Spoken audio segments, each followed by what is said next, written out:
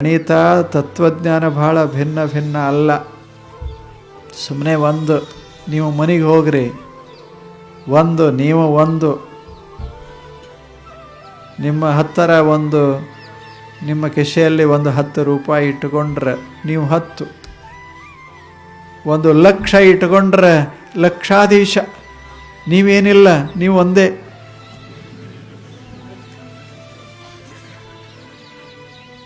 ಆ ಲಕ್ಷ ಯಾರೋ ತಗೊಂಡ್ರು ಅದನ್ನು ತಗೊಳಿಕ್ಕೆ ಬರೋದಿಲ್ಲ,